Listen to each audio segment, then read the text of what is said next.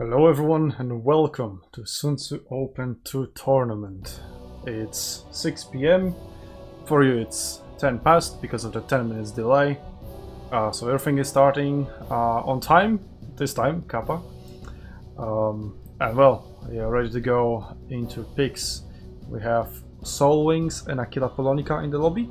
I believe that Aquila Polonica had 8 players before, one of them must have dropped, so I assume they'll come back soon. Let me just get the overlay sorted out.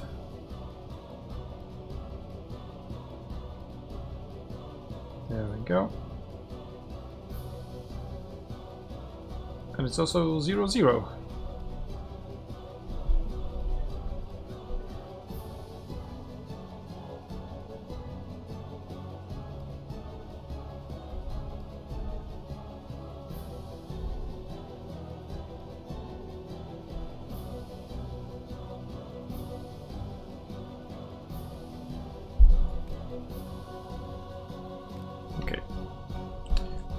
Let me say hi to my partner in crime, Mongoose.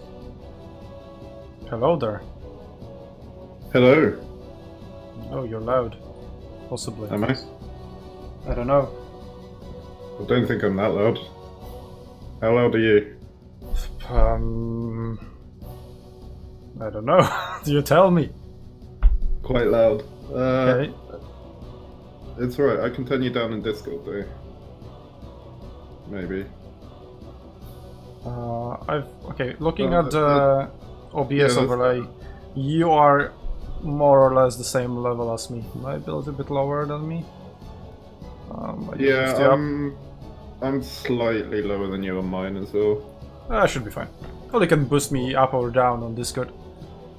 Yeah, if I put There's no such thing as boosting down, I think. If I put you to 80%, how does that look? I don't know, this test? Yeah. Seems alright, I guess. Close enough, it'll do.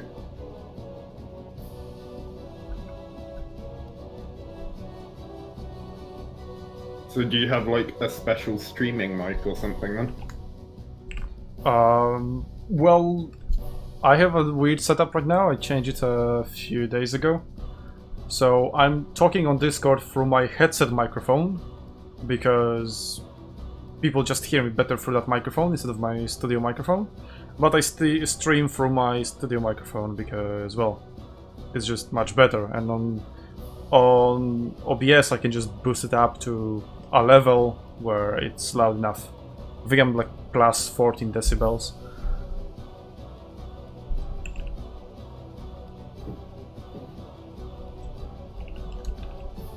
I can turn myself up a bit. I think that looks a bit better. There we go. Although, does this mean my keyboard's going to be really loud? I don't know. I do hear it though.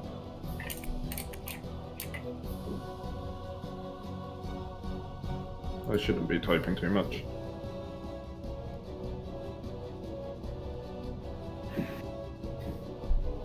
Right, I guess I can start my stream then.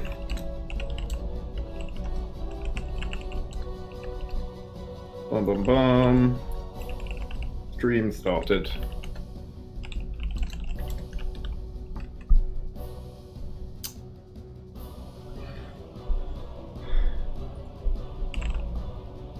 So we have SoulWings versus AP.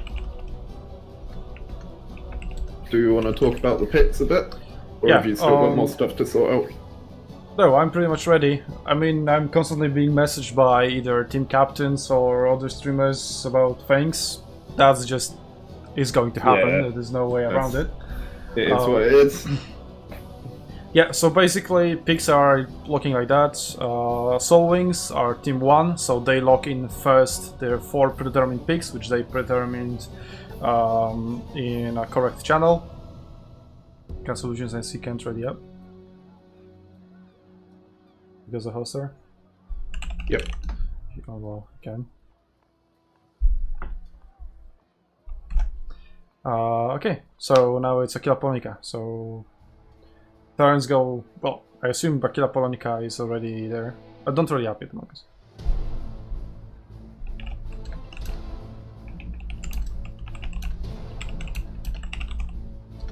So AP going with the Carthage swords at tier 8. Very fast and hard-hitting unit. Nice to see. While SoulWings, at least with their predetermined picks, appear to be sticking with the old classic ranged meta memes. Yeah, well, combination of slingers and javelins is pretty versatile. Although, looking at AP's 4 predetermined picks, it looks like they play quite nicely into SoulWings picks, because it's full melee. So from there they can still pick the ranged units pretty easily.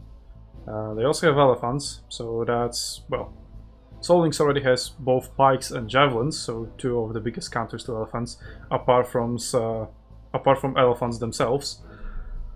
So yeah, predetermined picks, I would say, don't favor either team more this time. We'll see how it evolves. Now it's turn for AP to pick 2.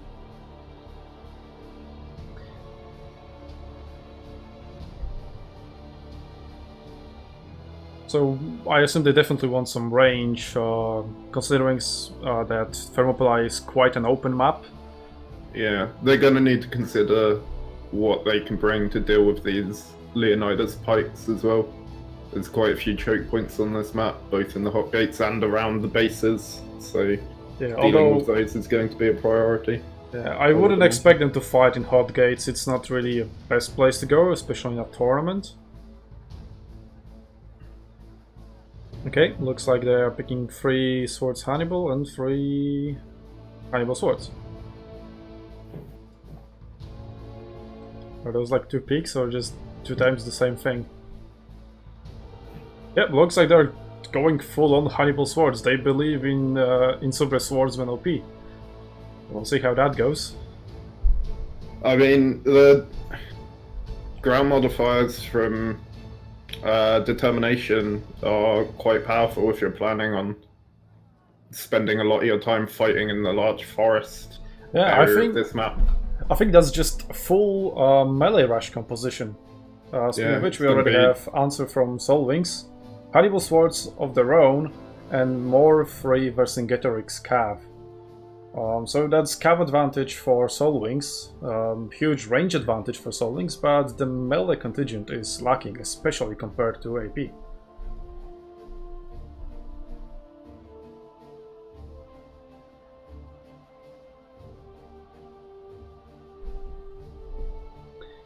Okay, so now AP picks 2. So yeah, they have 2 last picks. Nomadic Fighter is a well-known, very good slinger player, so he can still go for slings. But a full melee rush, I wouldn't be surprised to see that. Maybe supported by javelins as well. Nomadic Fighter definitely can play those as well, so there's definitely a possibility.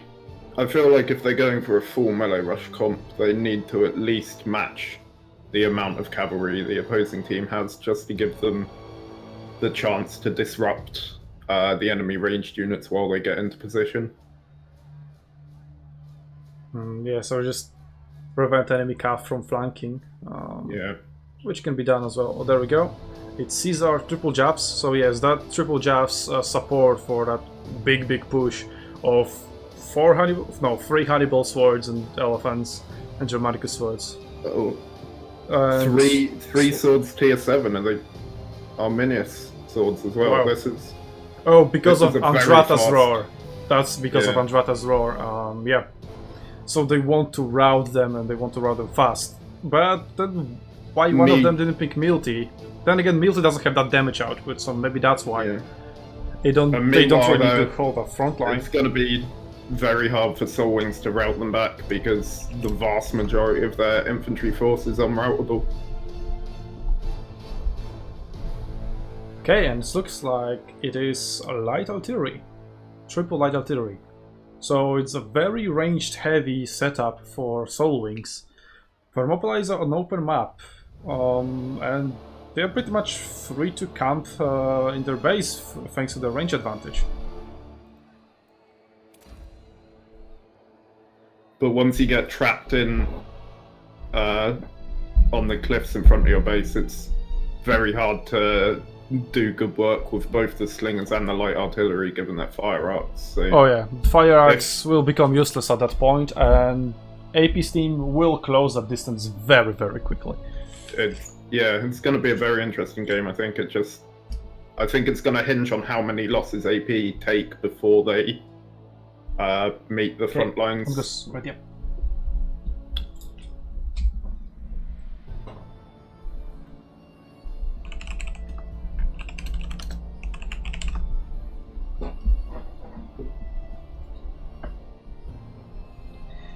Misty sounds sexy.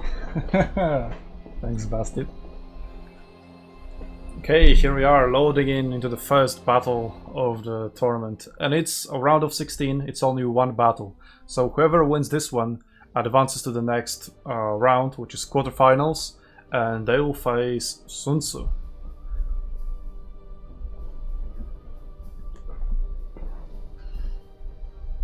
So soon we'll see the deployment, waiting for a few players to load up, including Mongoose. Should feed your hamster better. Hey man, they should optimize this game better. Yeah, but it's going to be a very interesting match. It's a pure stylistic matchup. It's range composition with kite possibilities, and there's plenty of room to kite or to camp, so they can both, or they can go for either. Obviously, they can either camp in the base, which is like pretty well designed to be camped in, or deploy somewhere in the middle aggressively and then kite back and deploy in the base to maximize the damage output, but giving up that perfect positioning they can achieve through camping. Or maybe they will attack, but that wouldn't be maybe like a very good idea. I think what I'd expect to see with cavalry advantage is the cavalry rushing towards the viewpoint to provide vision for their slingers and light artillery, get the first few hits in, and then start kiting back. That's true. That's a very good point about the range advantage. Sorry, cavalry advantage. Which means that they can quite aggressively position from the very beginning. And yeah, get that vision established, get their long-range units to shoot, possibly eliminate the enemy javelins, which would be a huge asset for them. Let's see. Yeah, Rice Price is going for that watchtower together with some infantry. So yeah, they're mostly setting up to camp from the very beginning, from what I can see. AP are rushing the view tower very heavily. They're sending the Germanicus in mid, in the open area. I think that's the Germanicus. Watchtower is discovered. Yeah, which makes sense. Scouts 4 players. And yeah, obviously it makes a lot of sense for AP to control that watchtower, because if they don't, that opens a lot of possibilities for SoulWings. We have Tannenfels with his Hannibal Swordsman already crested the top of the hill up by the Oracle, so maybe looking to flank all the way around, hit a ninja cap, or maybe just apply pressure from the rear and hit rear flanks. Ninja cap is not really a possibility, but yeah. It looks like he's going all the way around to the base. He's not cutting down to the woods. So yeah, 4 is also now being spotted by me, Kappa Prime. But they know my spots. He is about to discover a whole SoulWings camp. Oh yeah, there. I can see the throwing that Scorcher for First Blood. Slingers were not in position to punish that artillery, that cavalry scouting, and they definitely could have if they weren't positioned on that cliff. So, well, first mistake from SoulWings, but now that cavalry will be trapped. Charge pretty much dealt no damage on either side. It's Vercingetorix versus Vercingetorix. 4 already entered Defiance. Namen Zindorf answers with the same. But it's a 3v1 duel, so yeah, it will go heavily into SoulWings' favor.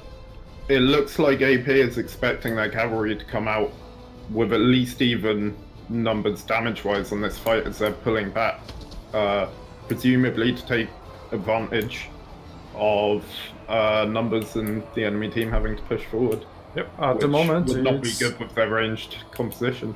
Yep, it's 20 points advantage to AP, and it's not going to be better at any time soon. Yeah, since that cavalry is already dead. So, even beneficial trade, sort of, for AP. I mean, they dealt more damage, but they lost a unit, and that's giving up the pressure and the possibilities of roaming around. And SoulWings cavalry can scout pretty much for free because there's no long-range missiles on side of AP. So they can get very, very close without any threat of being shot at. The only thing they can be shot at are javelins of Andrata's sword, because Super Swordsmen don't have javelins. Although they have Germanicus as well. The Germanicus, does that have javelins on tier 8? It doesn't. Oh, it does. It does. Yep. Is it the heavies that don't? Possibly. I'm not quite sure. It's worth noting as well that there's also the actual javelin units up on the watchtower, so if they have trilobates or something to go with their hull, then they can get some damage in from a surprising distance. From the looks of it, like AP are retreating, right? Yes, yeah, they're pulling back into the forest. Sitting on this numbers advantage, trying to make the ranged composition move away from there.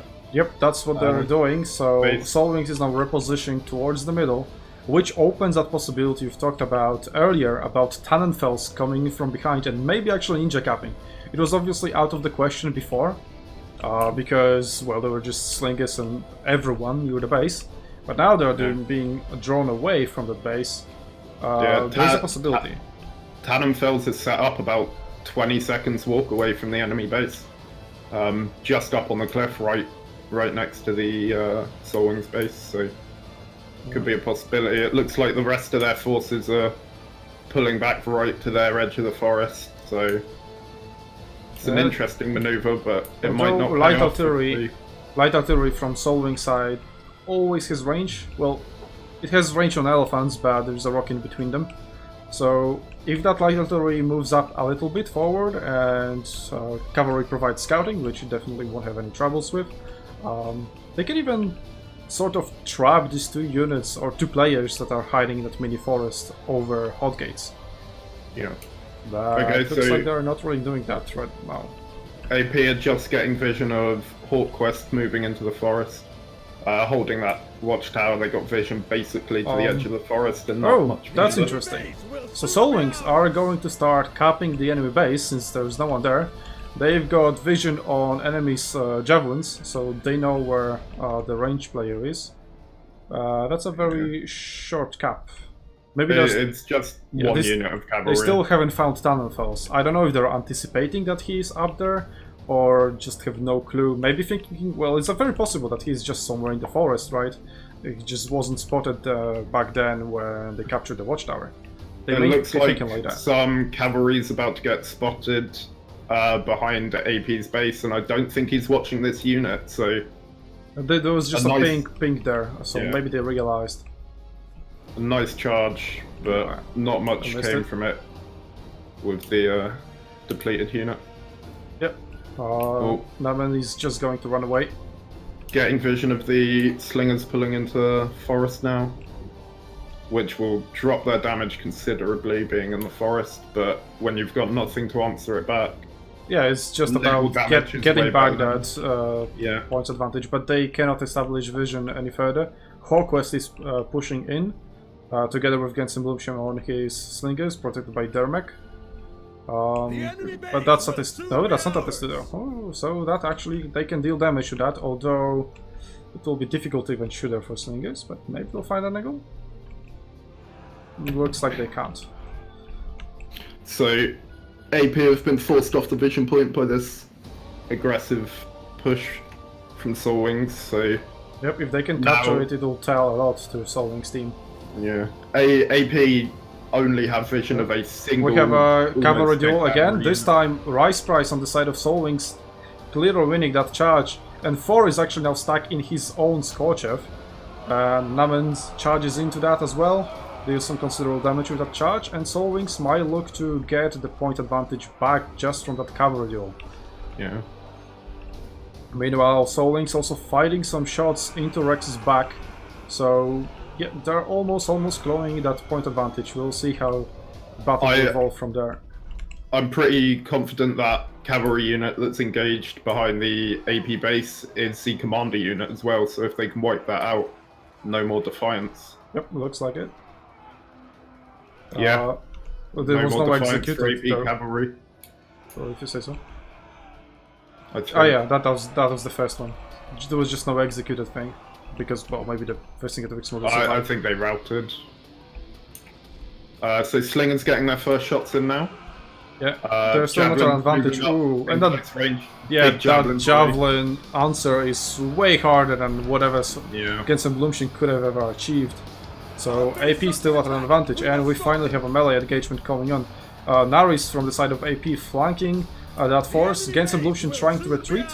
Not retreating through that narrow passage, trying to go down, and he's being caught out in the middle. Yeah, Genshin Bloomshin is a very much trouble. Naris coming down from behind.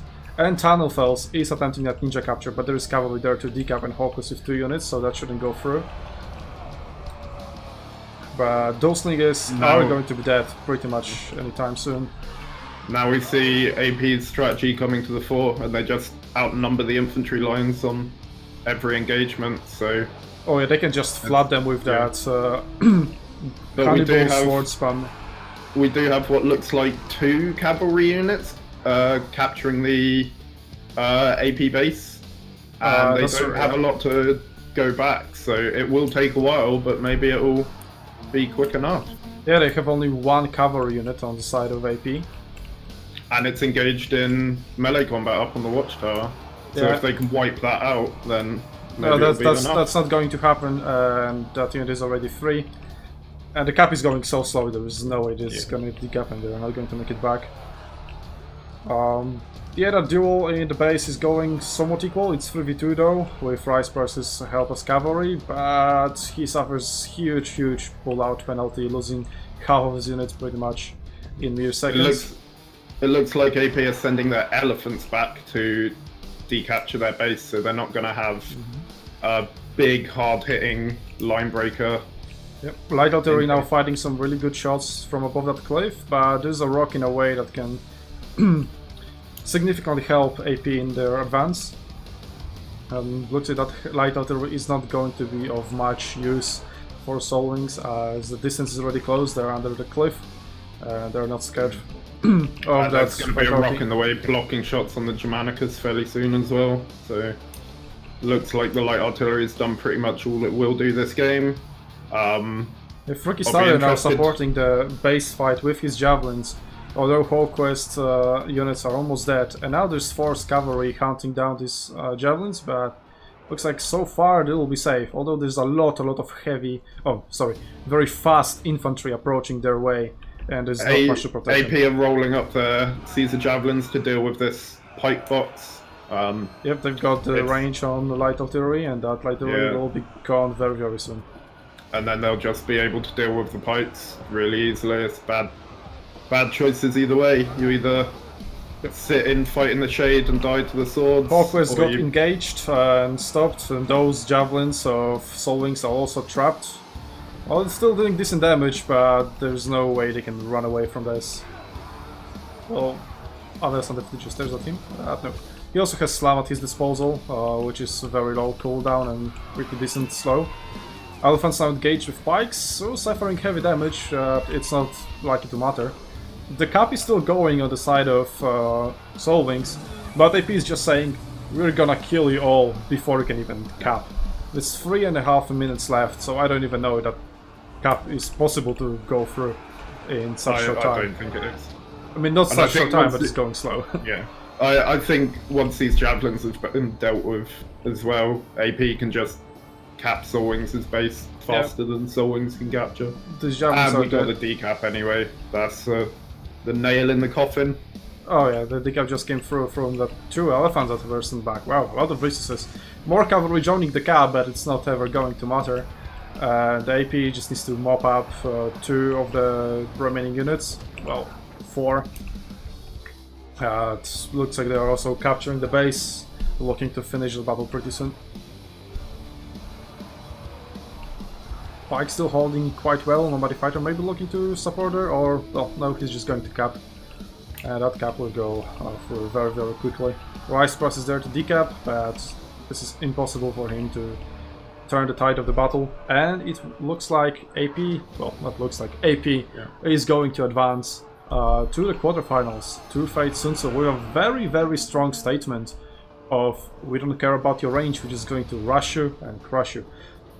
And that's a very good usage out of them of that first blood advantage. Maybe not first blood advantage, but getting an advantage of HP points early in the battle and forcing the SoulWings team out of comfortable positions, catching them out completely on that watchtower, just outmaneuvering the enemy.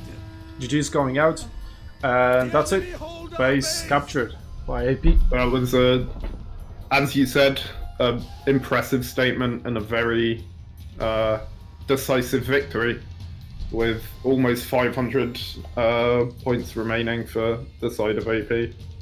Yep, some of them were your points. Yeah, but a well-planned and well-executed strategy. You could tell they've been practicing this and they were planning on this before they came into the tournament. Yep, and there are some very impressive things you can do with just a lot of very, very fast infantry. So, yep, AP definitely showing their finesse in such playstyle. We are going to see soon how they are going to fare against SUNTZU. The one thing I'm not too sure about in their team composition is the Germanica's pick, as it seemed with all their incredibly fast and hard-hitting infantry that they had as well, that it just seemed too slow to get anything done in their compositional strategy that they were going for. But maybe they feel they need it as sort of an anchor to hold down their melee lines in case the enemy team brings almost as much infantry as them. But I would feel the amount of Hannibal would provide that role. What do you think about the Germanica's pick? For which team? I'm sorry, I was dealing with organization stuff. For AP. Well, the Germanicus pick, most likely they picked that for Testudo. So if the enemy has like heavy javelins or ranged, and they wouldn't have light artillery, which can die at Testudo, they can use the Germanicus to advance first from the front line, and then the rest goes around. Because that's vengeance, it just deals such a ton of damage if you're not routed. Which shouldn't be an issue because you have a lot of units, melee units especially, to support your flanks and prevent any flanking maneuvers. That's a good point. So, a sort of a battering ram against non-artillery range compositions with a 100% missile block. Good point.